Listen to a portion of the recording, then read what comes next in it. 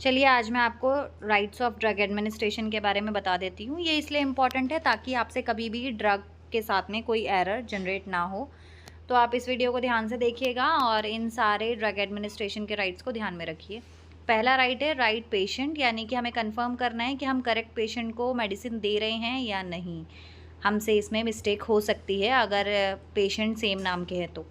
Right drug हमें देना होगा, यानी कि कौन सा ड्रग हमें कब देना है ये हमें प्रॉपरली चेक करना है। करेक्ट डोज देना होगा, हमें कितना अमाउंट ऑफ ड्रग देना है, कितना mg देना है, ग्राम में देना है, कितना ml देना है। राइट रूट का यूज़ हमें करना है, यानी कि हमारा ड्रग ओरल देना है, हमें IV देना है, सबक्यूटेनियस देना है, IM देना है। राइट टाइम पे हमें देना होगा, मेडिकेशन का जो प्रिस्क्राइब टाइम है उसी टाइम पे हमें देना है, वेदर मॉर्निंग है, वेदर इवनिंग है, वेदर एट बेड टाइम है। राइट डॉक्यूमेंटेशन करना है, हमें जो भी हम ड्रग दे रहे हैं उसका रिकॉर्ड रखना होगा हमें। इसके साथ साथ राइट रीज़न होना चाहिए कि किस वजह से हम पेशेंट को ये ड्रग दे रहे हैं, पेशेंट की कंडीशन क्या है जो हमें ये ड्रग देना पड़ रहा है। राइट रिस्पॉन्स हमें मॉनिटर करना है, पेशेंट को जो ड्रग यूज़ हो रहा है उसका कितना रिस्पॉन्स आ रहा है, पॉजिटिव है या पेशेंट की कंडीशन और ख़राब हो रही है।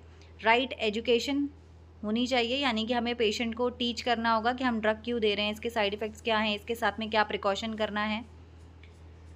इसके साथ साथ हमें ये भी ध्यान में रखना होगा कि राइट टू रिफ्यूज़ भी हो सकता है, यानी कि पेशेंट अगर नहीं चाहता है ड्रग को लेना तो पेशेंट मना कर सकता है। As per the hospital policy हमें पेशेंट को ज़्यादा फोर्स नहीं करना है। पेशेंट अगर रिफ्यूज़ कर रहा है तो हमें उसकी बात माननी है, उससे रिटन कंसेंट लेना है, डॉक्टर को इन्फॉर्म करना है कि पेशेंट ड्रग को लेना नहीं चाहता है।